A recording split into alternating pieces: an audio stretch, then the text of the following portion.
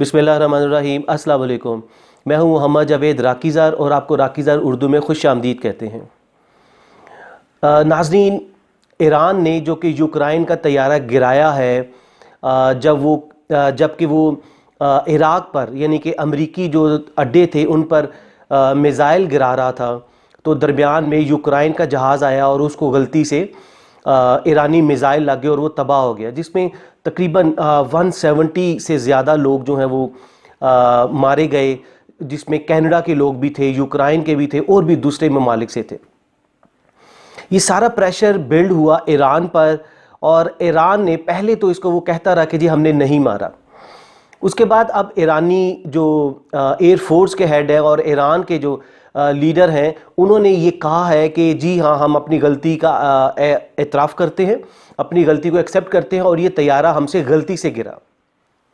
इसको हम थोड़ा सा एनालाइज करेंगे, बिल्कुल इसका एक डिफरेंट पर्सपेक्टिव आपको बताएंगे कि ईरान ने ये एक्सेप्ट क्यों किया, उसको ज़रूरत क्यों पेश आई। नाज़रीन, ये जो ईरान ने एक्सेप्ट किया है जहाज़ को गिराने का, ये ईरान ने अपनी हिस्ट्री की बहुत बड़ी गलती की है। अमेरिका के पास एक ऐसा बहाना आ चुका है कि जिसकी वजह से ईरान को वो पूरी ज़िंदगी के लिए ब्लैकमेल करेगा और ईरान को हो सकता है इसी गलती के एतराफ़ पर वो अल्लाह ना करे ईरान पर हमला कर दे, ईरान को तबाह बर्बाद कर दे। उसकी रीज़न हम आपको बताते हैं। पहले आपको एक एग्जाम्पल देते हैं। नाज़रीन, ये वैसे ही है कि जैसे पाकिस्तानी प्राइम मिनिस्टर नवाज शरीफ जब मुंबई हमले होते हैं तो नवाज शरीफ ये एक्सेप्ट करते हैं कि जी हाँ, अजमल कसाब यहाँ से गया था, पाकिस्तान से गया था। जियो टीवी भी कहता था अजमल कसाब पाकिस्तानी है, उसके घर तक पहुँच गया था। उस वक्त तो पाकिस्तानी आवाम को नहीं पता चला कि इस इतराफ़ी बयान का मतलब क्या है। बेसिकली इस इतराफ़ी बयान को भारत ने, अमेरिका ने हर उस लम्हे, हर उस पॉइंट पे इस्तेमाल करना था और करता रहा, पाकिस्तान को ब्लैकमेल करता रहा। मिसाल के तौर पे पाकिस्तान को दहशतगर्द डिक्लेयर करने के लिए ये एतराफ़ी बयान काफ़ी था नवाज शरीफ का। भारत यूएन में और दूसरी तमाम इदारों के ज़रिए पाकिस्तान को ब्लैकमेल करता रहा, ब्लैक लिस्ट में डलवाने की कोशिश करता रहा कि पाकिस्तान में दहशतगर्दों के अड्डे हैं, कि अजमल कसाब जैसे लोग यहाँ से उठते हैं, पाकिस्तान से उठते हैं और भारत और दूसरे ममालिक में जाके हमले करते हैं। अब मुंबई हमले तकरीबन 2008 में हुए और उससे 10 साल तक पाकिस्तान को सूली पर लटकाया जाता रहा कि जहां कहीं भी दुनिया में फायरिंग होती या बॉम्ब फटता तो पाकिस्तान को जस्टिफिकेशन देनी पड़ती कि जी हमने नहीं किया। तो हमें आपको बताने का मकसद ये है, जिस पॉइंट पे हम आपको लाना चाह रहे हैं, कि जिस तरह नवाज शरीफ पाकिस्तान के एक प्राइम मिनिस्टर रह चुके थे 3 बार, उन्होंने पाकिस्तान को इस तरह फंसाया, इसी तरह से ईरानी हुकूमत ने, ईरानी एयर फोर्स ने ये प्लानिंग के तहत ईरान को फंसा दिया है। हम दोबारा रिपीट कर रहे हैं, ईरानी हुकूमत ने जानबूझकर प्लानिंग के तहत ईरान को फंसा दिया है। उसकी वजह यह है कि अभी जब ईरान ने मिसाइल फायर किए थे, तो आपको एक बहुत पते की बात बताते हैं कि ईरान ने जब मिसाइल फायर किए इराक पर अमरीकी अड्डों को तबाह करने के लिए, तो ईरानी हुकूमत ने इराकी हुकूमत को पहले से बता दिया था कि आप अड्डे खाली कर लें, फौजियों को निकाल लें, हम हमला करने वाले हैं, सिर्फ और सिर्फ पूरी दुनिया को दिखाने के लिए कि हम बहुत ताकतवर हैं, हम बदला लेने के लिए। और इसका दूसरा पहलू बहुत इंपॉर्टेंट है। दूसरा पहलू इंपॉर्टेंट ये है कि ईरान पाकिस्तान से मदद मांग रहा था कि पाकिस्तान इस जंग में कूदे, और अमेरिका, इस्राइल और भारत की यही प्लानिंग थी कि पाकिस्तान को बीच में रगड़ा जाए। नाज़रीन, ये बहुत बड़ी एक साजिश खेली जा रही है। ईरान के लोगों को समझना चाहिए, ये उनके हुकूमत, आयतुल्लाह खामनाई भी शामिल हैं इसमें, इनके तमाम जो लीडर हैं, इनके सदर भी शामिल हैं, ये तमाम लोग शामिल हैं।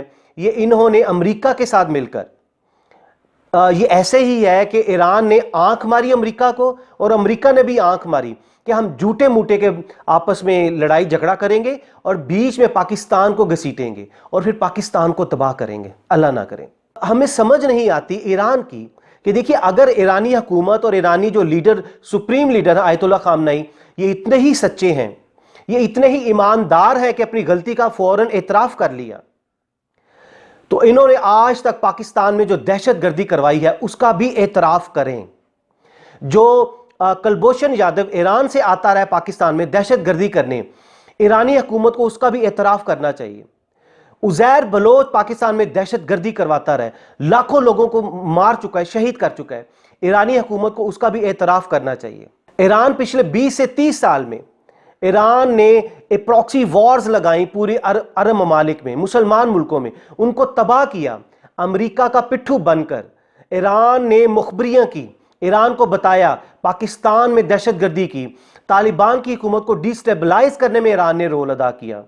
ایران نے یمن، شام، عراق، اردن، لیبیا، لبنان، سب میں ایران نے ہی آگ لگائی ہوئی ہے. ایران نے ہی آگ لگائی ہے امریکہ کے کہنے پر.